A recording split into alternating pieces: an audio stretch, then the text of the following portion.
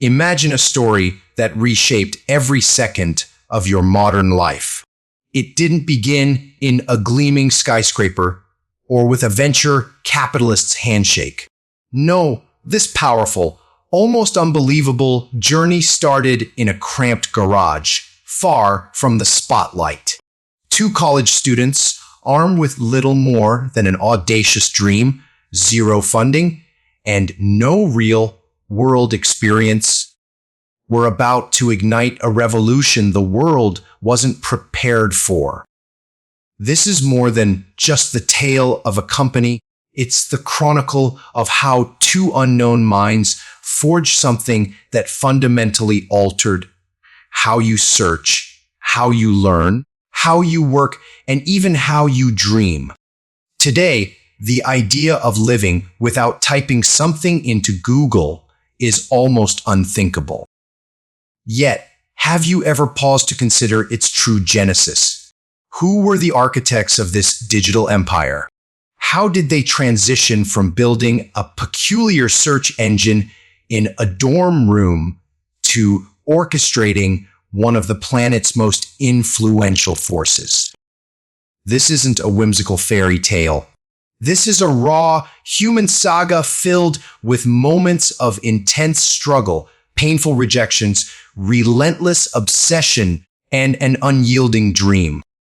It's a narrative that will stir your emotions, ignite a fierce determination to pursue your own aspirations, and unequivocally prove that success isn't reserved for the rich, the popular, or the lucky. All you need is a bold vision and an unstoppable will to act. So settle in, take a deep breath, for what you are about to discover is not merely a tech story. It is a profound human story, a testament that the impossible is, in fact, nothing more than an untested path. This is the astonishing journey of Google from a Stanford dorm room to a humble garage, ultimately controlling nearly every digital corner and transforming our lives forever. Part 1. Two visionaries, one audacious dream. The birth of an idea before the very name Google echoed across the internet. Before the internet became the fabric of our daily existence, two young students found themselves in their university dorms, consumed by a question that seemed to elude everyone else. How could the vast, burgeoning ocean of global information be organized and made truly useful? Let's journey back to 1995 to the vibrant campus of Stanford University in California. It was here that two profoundly different individuals first crossed paths: Larry Page and Sergey Brin. Larry Page was no ordinary student. Born to two computer science professors, he spent his formative years in Michigan, immersed in a landscape of computers, printers, and towering stacks of tech magazines. Parties and sports held no interest for him. His mind operated on a different frequency, driven by a profound desire to dissect systems, tackle monumental, and conceptualize far beyond the average intellect. Larry was introspective, endlessly curious, and perpetually pondering the inner workings of things. Even from a young age, he harbored an unwavering conviction that information, if properly structured, possessed the power to reshape the world. Sergey Brin, on the other hand, was born in Moscow, Russia, and immigrated to the United States at the tender age of 6. His family had sought refuge from communist oppression, yearning for the freedoms of a new land. His father was a distinguished mathematician, his mother a NASA scientist. From his earliest days, Sergey was steeped in an environment of logic, rigorous discipline, and lofty expectations. Yet, Sergey possessed a fiercely independent and rebellious spirit. He was unafraid to challenge established ideas or voice his convictions. He was sharp, quick-witted, remarkably bold, and brimming with an infectious energy. So, when Larry and Sergey first met at Stanford, an immediate dislike simmered between them. Yes, it's true. Their differing personalities and styles often led to arguments in nearly every conversation. Yet, beneath the friction, a shared, intense curiosity bound them. Both were captivated by the latent power of information. In the mid-90s, the internet was expanding at an astonishing pace, yet it remained a chaotic, disorganized realm. Websites proliferated, but there was no effective mechanism to locate the right one. A simple search might yield 100 irrelevant results. Existing search engines like AltaVista, Lycos, and Yahoo were rudimentary and often inaccurate. They lacked the intelligence to discern which page truly offered the best answer. Larry began to ponder a revolutionary concept. What if web pages could be ranked based on the number of other pages linking to them, like a sophisticated voting system? If numerous sites pointed to a specific page, surely that page held greater significance. It was a stroke of genius, though its brilliance was yet unseen by others. Larry initially christened his idea Backrub because it meticulously analyzed the backlinks of the web. He shared his nascent concept with Sergey, who, with his mathematical brilliance, immediately grasped its immense potential. They decided to collaborate, and in that moment, something extraordinarily powerful began to take shape. Two students, one groundbreaking idea, one unifying goal to organize the world's information and render it universally accessible and profoundly useful. They had no inkling then, but they were on the cusp of altering the world irrevocably. They began to write code in their dorm rooms, working tirelessly day and night, sometimes for 20 hours straight. They scavenged cheap parts to assemble their rudimentary first servers. They borrowed antiquated computers, stacking them into makeshift towers, and relentlessly ran tests every single day. Their ambition wasn't to become billionaires or even to found a company. Their singular focus was to create something that simply worked, something that solved a real problem they believed the world desperately needed. Eventually, the name Backrub no longer felt right. They needed a name that could embody the colossal scale of data they aimed to manage. Thus, they chose Google, a playful twist on Google, the mathematical term for a 1 followed by 100 zeros.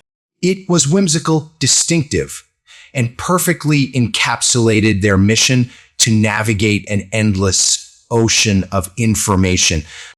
And just like that, Google was born. But for a time, no one was interested.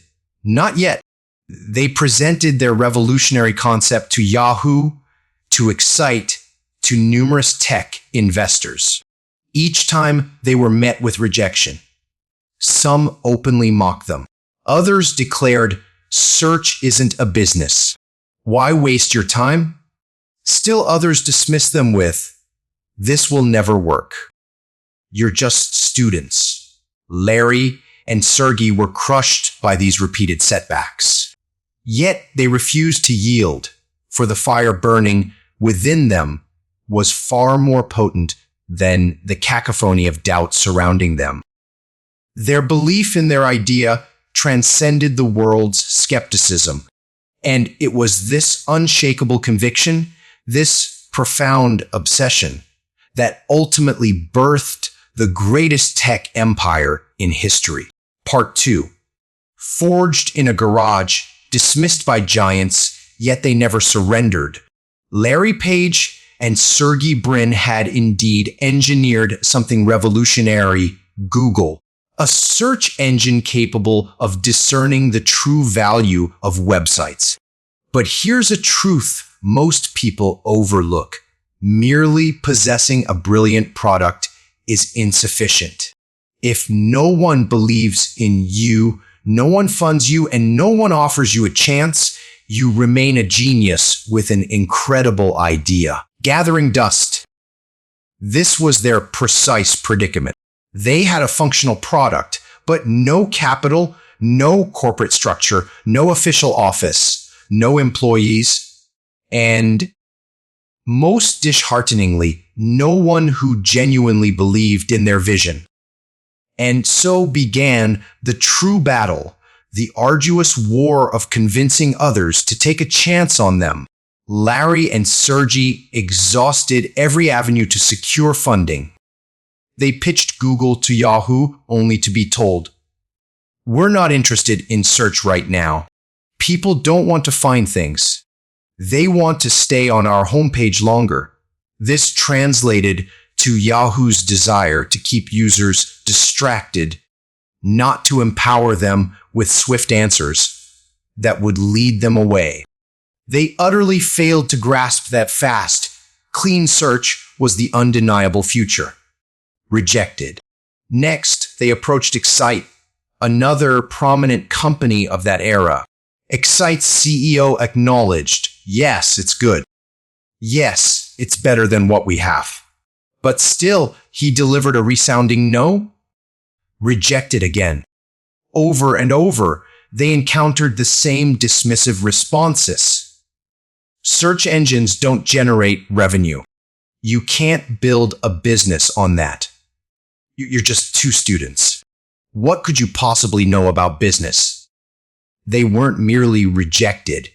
They were ignored, disrespected, and profoundly underestimated. Every door slammed shut in their faces. But they did not stop. Because when the world slams a door, you have two fundamental choices: collapse in despair and quit, or construct your own door and stride through it. They chose the latter. Then, in 1998, an unexpected turn of events unfolded. A single individual, Andy Bechtolsheim, co-founder of Sun Microsystems, agreed to meet Larry and Sergey early one morning.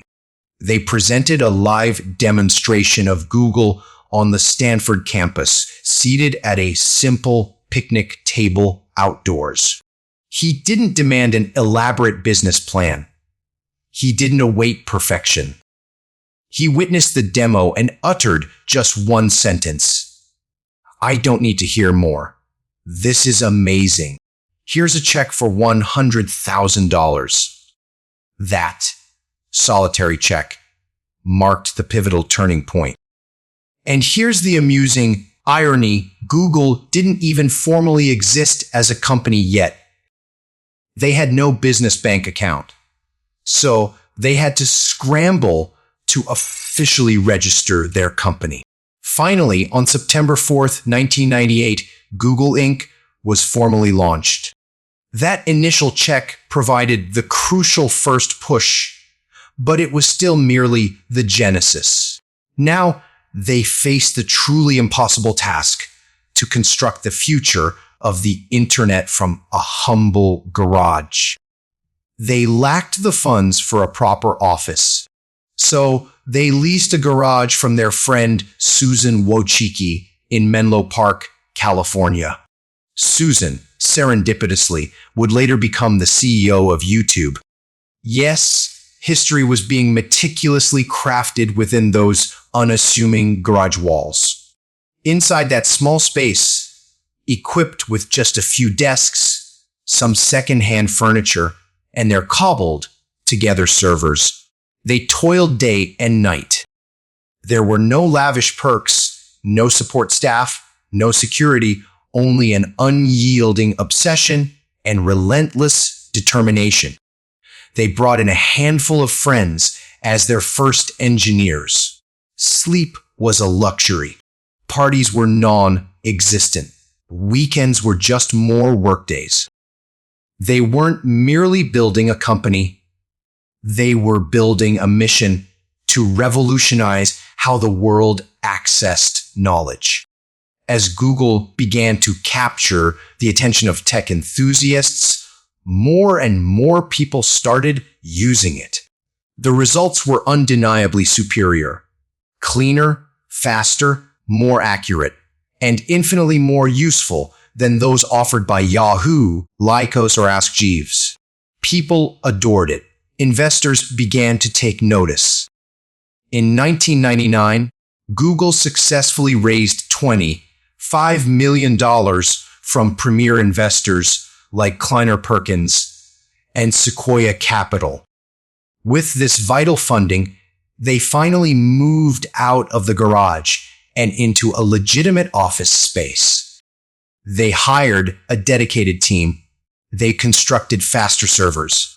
They continuously refined their algorithm, endlessly tweaking it to ensure search remained faster, smarter, and ever more relevant.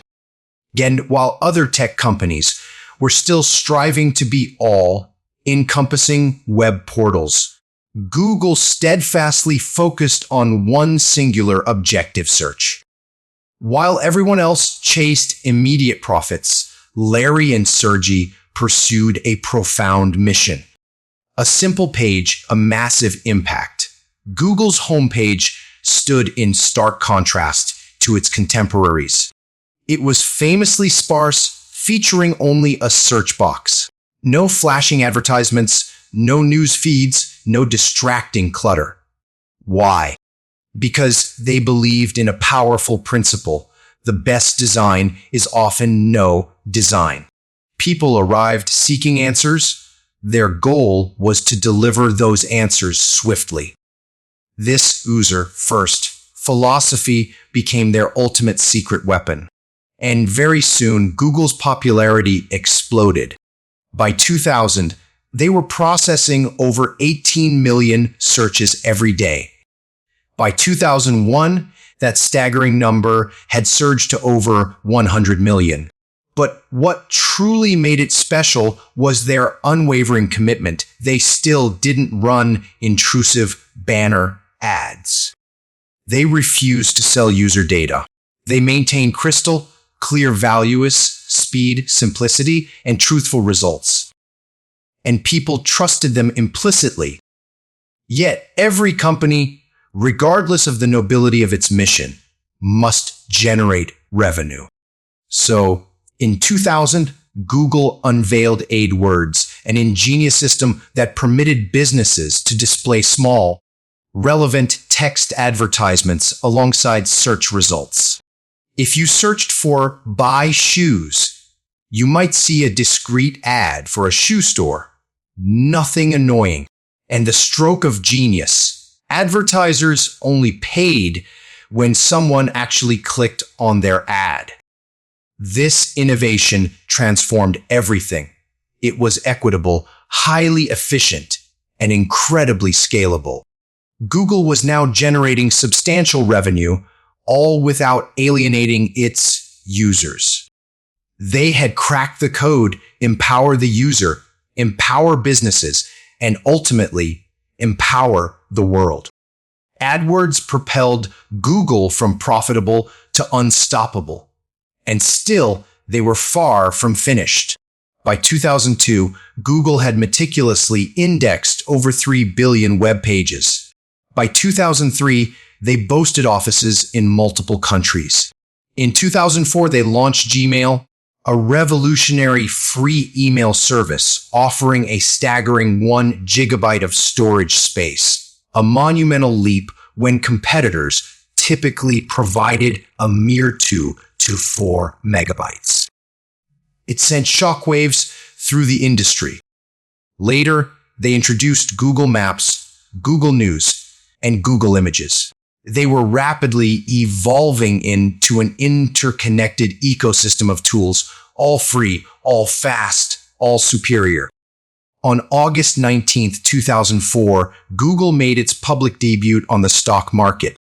Its shares opened at $85. Today, those same shares are valued in the hundreds of billions. Larry and Sergey became billionaires. But more significantly, they proved that a profound purpose can indeed build an unparalleled power. Part 3. Global expansion, relentless innovation. How Google conquered the world. By 2004, Google had already rewritten the foundational rules of the internet. They transcended being merely a company. They were a burgeoning movement. People placed their trust in them. Investors clamored for a piece of them. And their foundational mission, to organize the world's information and make it universally accessible, was finally manifesting into reality. But here's a crucial insight most people fail to grasp. The world rarely remains tranquil when you achieve such monumental success. The larger you become, the more formidable the forces that seek to impede your progress. And Google's subsequent phase was far from peaceful. It was a strategic battlefield fraught with looming threats, audacious takeovers, and daring maneuvers. Let us begin. The instant Google swelled in prominence, it posed an existential threat to the reigning tech titans of the era. Microsoft, which commanded the personal computing landscape with Windows and attempted to dominate search with MSN, suddenly felt the heat. Yahoo, the very company that had once scorned Google, now found itself staring down a formidable competitor. Apple, an ascendant power in hardware, would soon join the fray. Google was encircled by immensely powerful corporations, armed with colossal financial resources, battalions of lawyers, and deeply entrenched control over software and devices. Yet, Larry and Sergey possessed one critical advantage that none of their adversaries could claim: an insatiable hunger to perpetually evolve, regardless of their already immense size.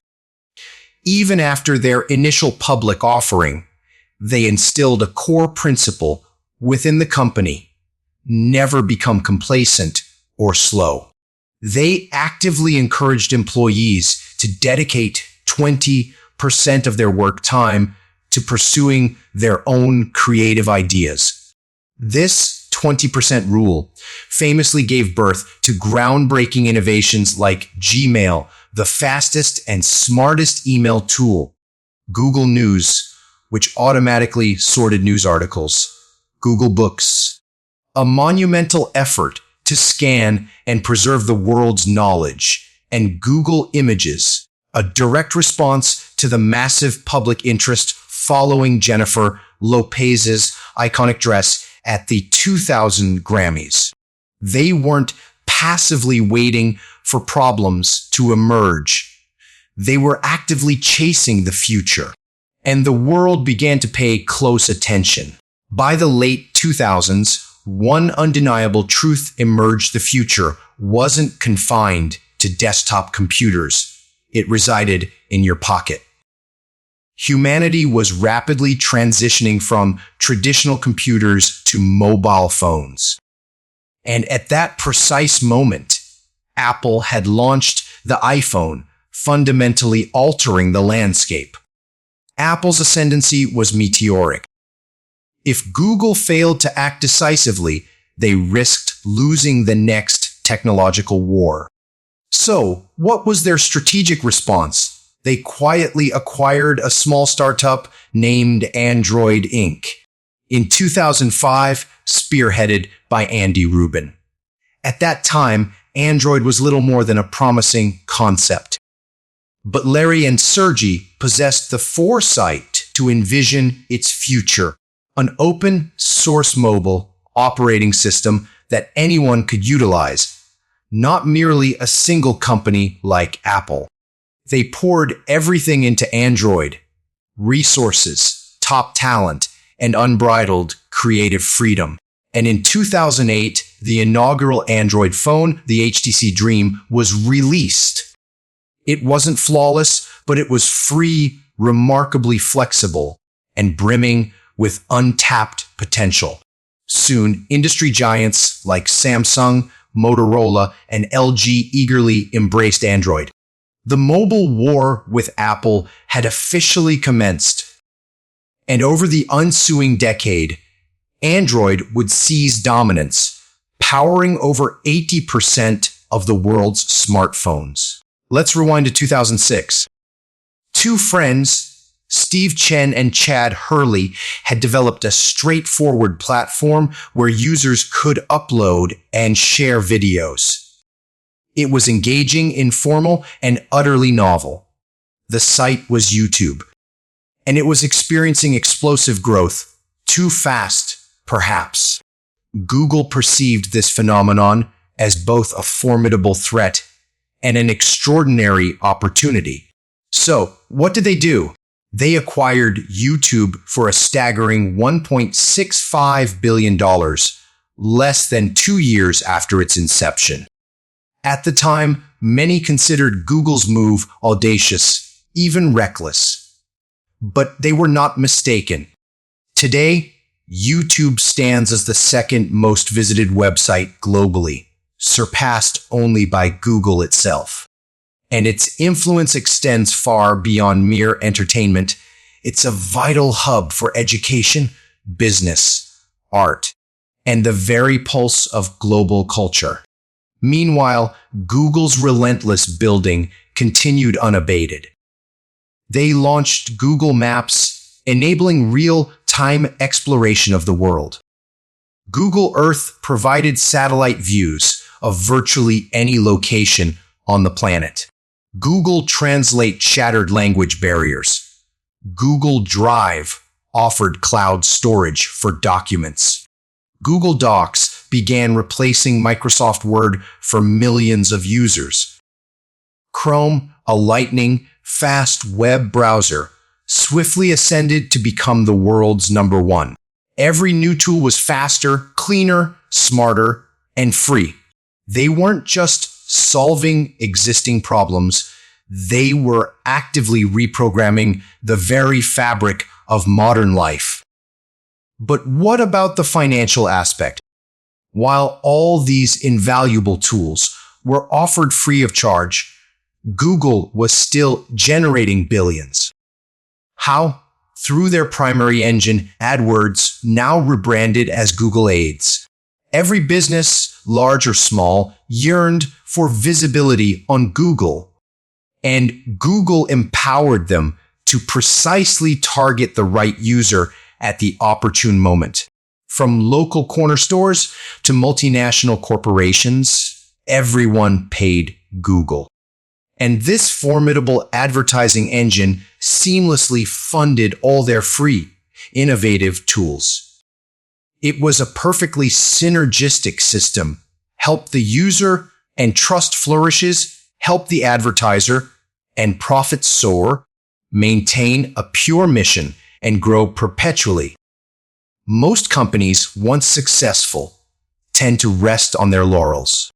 But Larry and Sergey established a secretive division known as X, often dubbed the Moonshot Factory. Their audacious goal: to tackle the world's most intractable problems using radical, cutting-edge technologies. Projects emerging from X include self-driving cars, Waymo, internet delivery via high-altitude balloons, Sea-Loon, which has since been retired but showcased bold ambition, smart contact lenses designed to measure glucose, and augmented reality glasses, Google Glass. Some of these ventures inevitably failed, others achieved remarkable success. But The core purpose remained. Google preserved its identity as a search engine, but cultivated its intellect as an experimental laboratory. Success invariably brings with it profound responsibility, and Google certainly encountered its share of criticisms. There were pervasive privacy concerns. Is Google watching us? Accusations of monopoly power. As Google too dominant. Significant fines levied by the European Union amounting to billions for antitrust violations. Debates raged over censorship.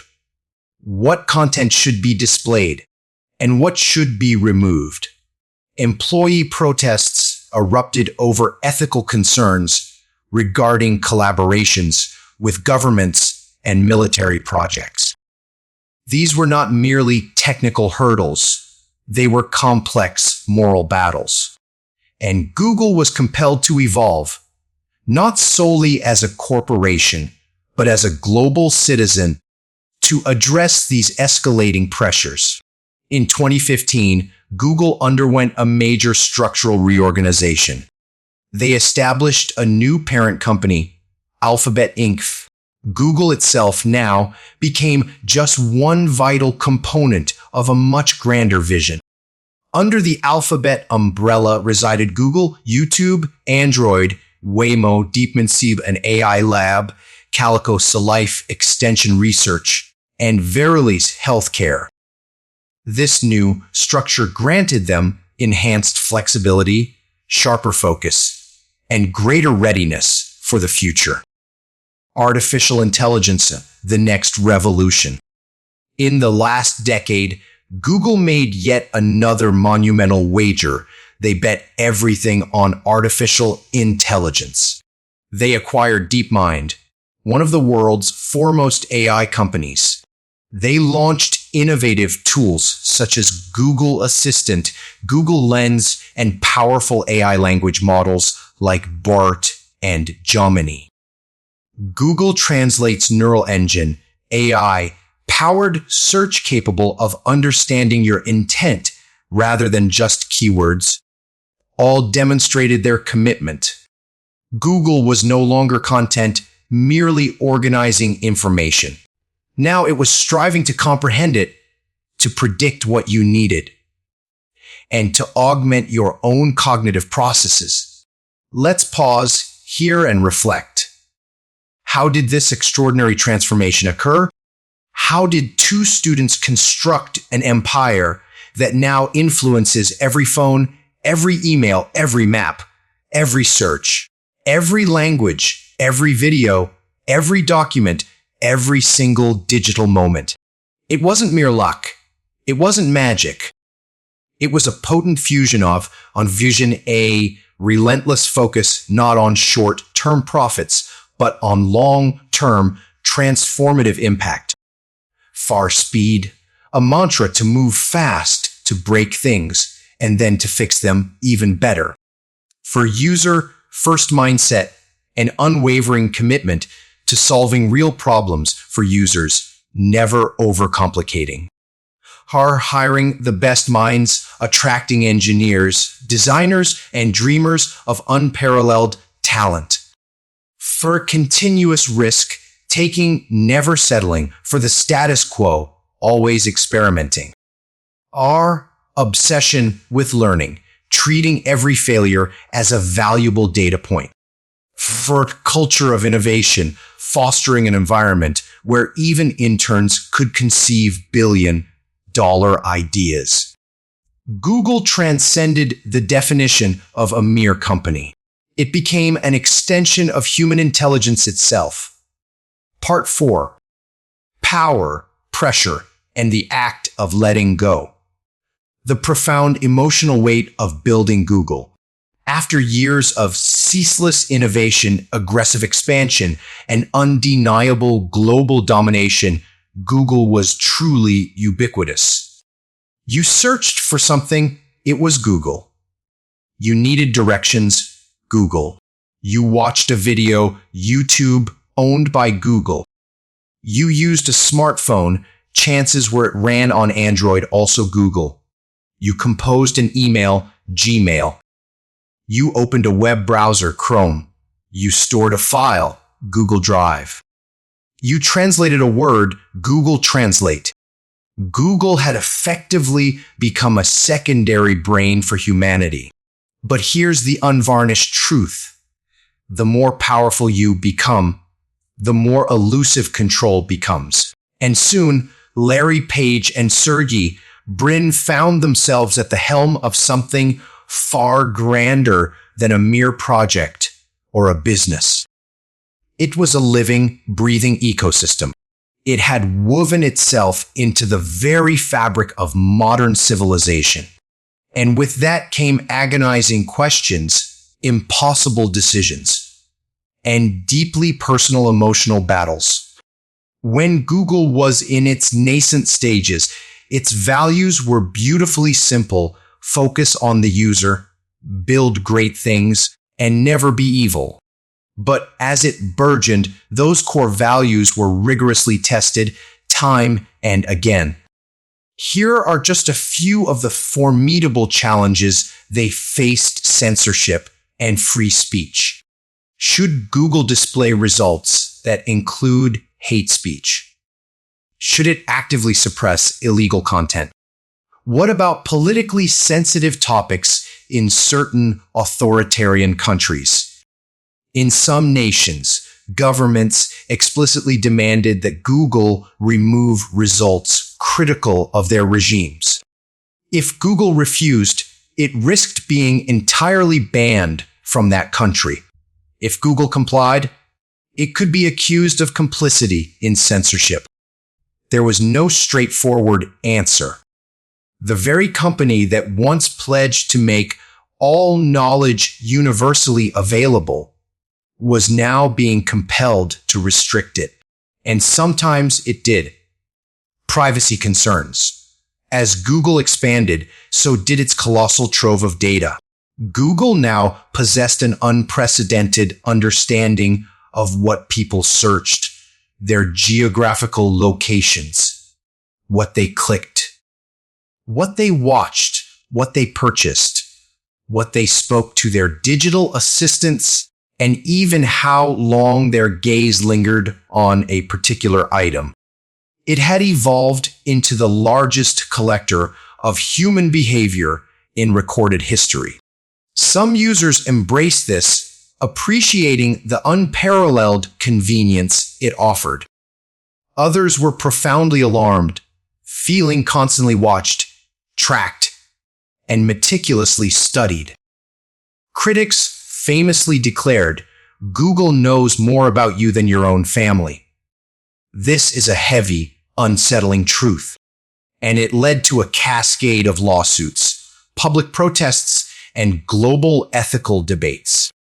Employee revolts and ethical dilemmas.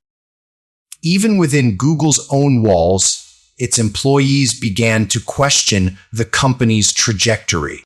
Some vociferously protested when Google entered into contracts with military agencies to assist with AI-powered drones. Others resisted working with authoritarian governments. Still more protested the systemic treatment of women and minorities in leadership positions.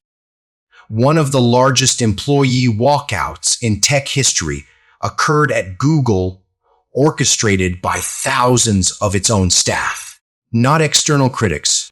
The company that was once a beacon of freedom and technological brilliance now found itself under intense scrutiny, even from within its own ranks. Now, let's turn our attention to the founders themselves. Larry Page and Sergey Brin had embarked on the Google journey driven by an innate love for problem solving. They were dreamers, ingenious engineers, and unwavering idealists, not corporate CEOs. But now, they were commanding an empire with over 100,000 employees, entangled in legal battles, enduring relentless media attacks, and grappling with global repercussions. Larry began to actively shun public appearances. He loathed speaking at events. He wasn't pursuing fame, he simply yearned to build. Sergey, too, increasingly retreated behind the scenes. He immersed himself in futuristic projects, but rarely engaged with the press. Running Google had become utterly exhausting, not due to the sheer volume of work, but because of the immense psychological burden of the brand itself. Google was no longer just Google. It was Android, YouTube, Gmail, Search, AI, Maps, Earth, Chrome, Translate, Cloud, Fiber, DeepMind, Waymo, Smart Home, Smart Cities, Health Tech, Life Sciences, Quantum Computing. It had become too vast, too complex. They arrived at a profound realization: we are no longer the best people to run this company. It was one of the most arduous, emotionally charged decisions of their entire lives. They had constructed the most powerful technology company on Earth. But now they had to relinquish control. On December 3rd, 2019, Larry Page and Sergey Brin publicly announced their decision to step down from their executive leadership roles at Alphabet, Google's parent company. In a joint public letter, they articulated, "We've never been ones to hold on to management roles when we think there's a better way to run the company." They further stated that Alphabet and Google no longer need two CEOs and a president. They entrusted the reins of control to Sundar Pichai, the then CEO of Google, a humble, brilliant Indian-born engineer who had ascended through the ranks with integrity, clear vision, and remarkable kindness. Larry and Sergey did not vanish entirely. They retained their board seats. They still held significant voting power. They remained subtly in the shadows. But the company now belonged to the next generation. It was an emotional, quiet, and ultimately necessary transition. Because sometimes the most profound exercise of power lies in knowing precisely when to step away. What does Google signify today? Today, Google is far more than a mere website. It is a global research laboratory, a colossal media conglomerate, a hardware manufacturer, a ubiquitous phone system, a vast cloud platform, an unparalleled advertising engine, a pioneering AI leader, an immense data collector, a culture shaper, and an indispensable tool that billions rely on every single day. It is simultaneously adored and feared, implicitly trusted and intensely questioned, universally admired and fiercely criticized. But here is an undeniable truth. Google irrevocably transformed how humans interact with knowledge. It made information free, instantaneous, and immensely powerful. It intricately connected the world. It afforded small businesses an unprecedented opportunity. It granted learners access to answers. It provided creators with a global platform. It equipped dreamers with the tools to build. It empowered the entirety of the digital revolution. Let's pause here and be unequivocally honest. This is not just a narrative about a tech company. This is a profound story about what unfolds when you steadfastly refuse to settle for the ordinary. When you confront a problem that everyone else dismisses, and you solve it with a brilliance no one thought possible. When you relentlessly pursue your obsession, even as the world mocks your efforts. When you anchor your values firmly, even as the world entices you with tempting shortcuts. When you build for the betterment of others, not solely for financial gain. Larry and Sergey did not commence their journey with millions.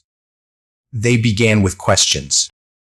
They did not chase fame, they pursued truth. And even after they ascended to billionaire status, their core desire remained to invent, to explore, and to evolve, rather than merely to manage. The world desperately needs dreamers of that caliber. Part 5. Legacy, impact, and the profound truth behind Google's global power. As Larry Page and Sergey Brin gracefully receded from their leadership roles, a new epoch dawned. Google was no longer a fledgling startup or even a conventional corporation. It had transmuted into something entirely distinct, a digital leviathan that fundamentally shapes how billions of people think, learn, earn, and live. This final section is not merely about what Google constructed. It is about what it irrevocably altered. And crucially, it is about what this extraordinary story imparts to you. For if we fail to grasp that, we have misunderstood everything. The indelible impact on the world education, economy, and access. Prior to Google's advent, knowledge was largely confined. It was sequestered within books entombed in libraries, guarded by universities, and often held hostage by wealth, national borders, and established power structures. But Google shattered those barriers. It furnished every human being with a universal key to instantly unlock the vast repositories of knowledge. A child in a remote village, lacking access to formal schooling, can now search for anything. A young girl, unable to afford college, can acquire computer science skills directly on her phone. A struggling entrepreneur, devoid of a business degree, can watch instructional videos, devour insightful blogs, and construct an enterprise from the ground up. Google democratized information. It flattened the world, making it a more interconnected and equitable place.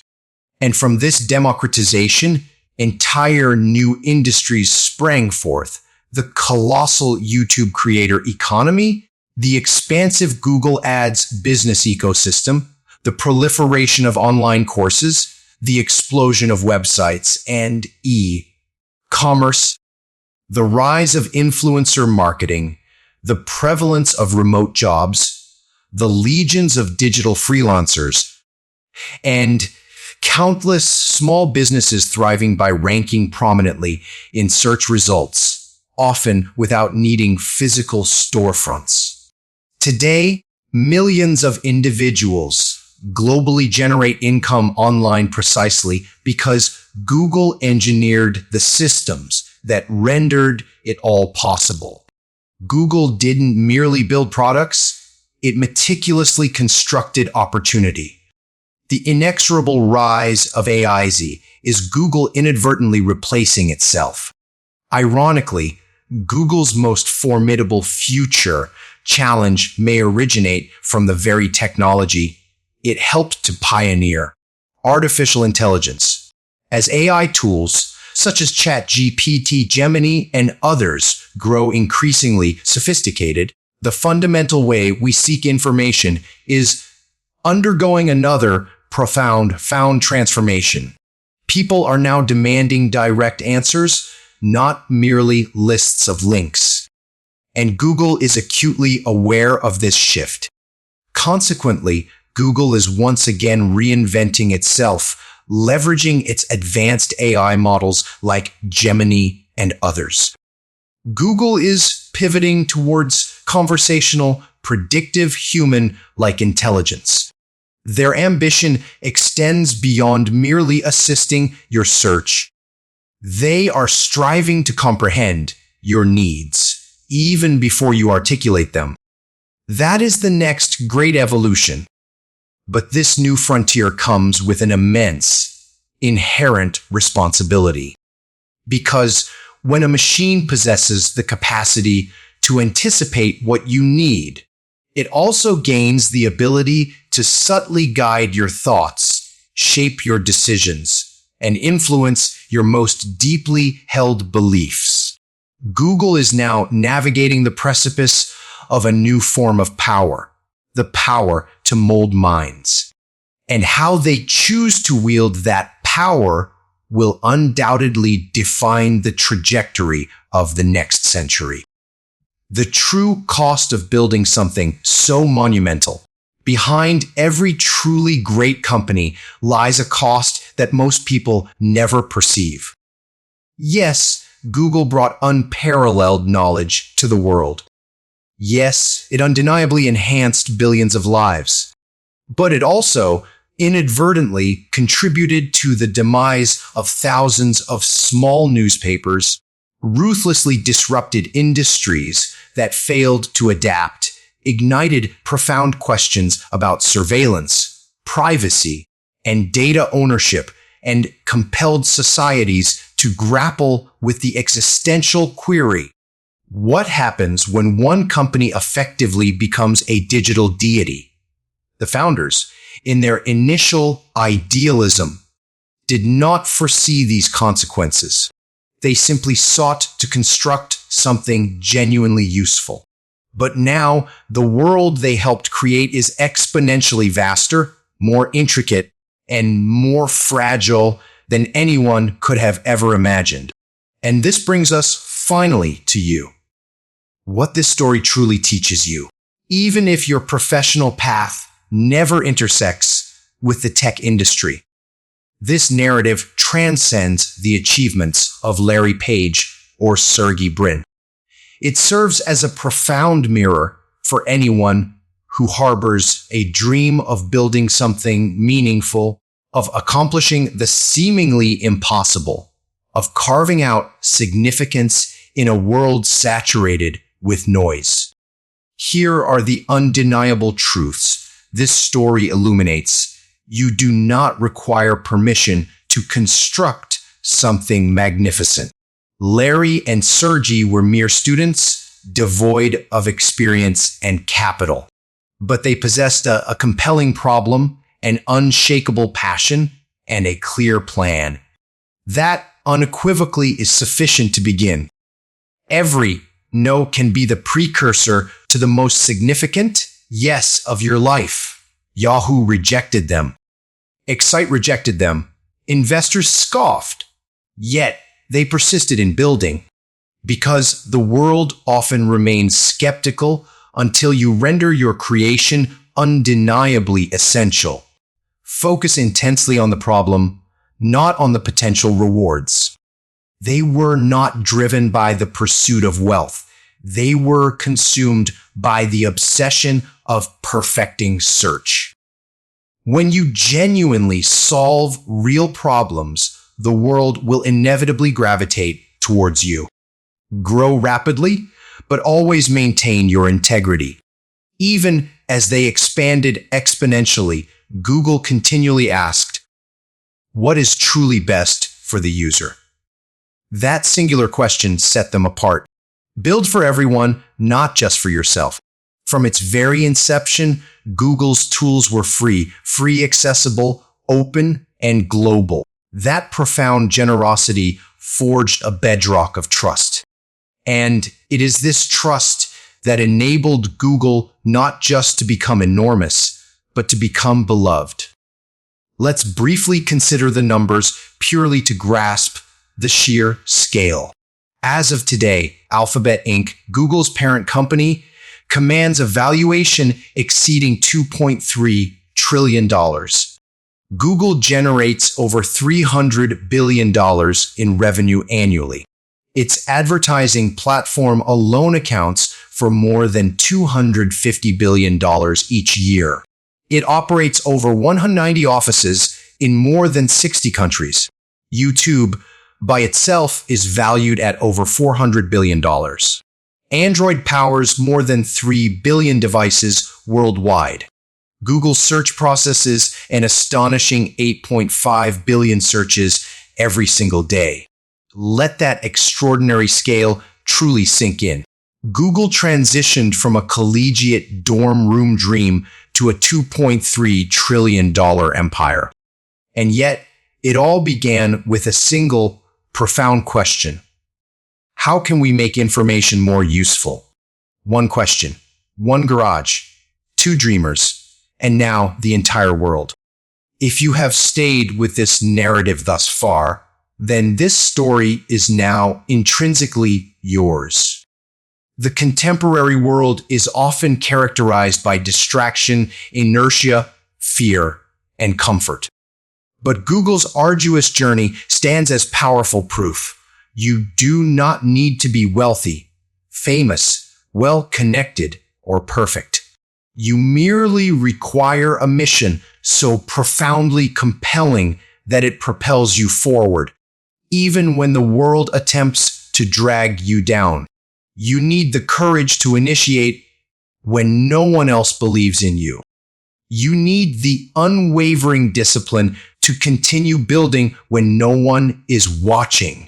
And you need the profound humility to step aside when the mission itself transcends your individual being. So I implore you, ask yourself, what are you building? What is your personal version of Google? It doesn't have to be a sprawling corporation. It could be a book, a social movement, a school, a powerful message, an innovative platform, or a deeply cherished dream. Whatever it is, commence now, because the internet, and indeed the world, still belongs to the bold. Thank you for engaging with the complete story of Google. Not just the triumphs, but the arduous struggles, the very soul, and the silent battles fought behind the scenes. If this story resonated with you, ignited your inspiration, or bolstered your belief in your own dream by even 1% more, then please do one thing right now. Subscribe. Because this channel is where authentic stories come to life. Stories that don't merely inform you, but profoundly transform you.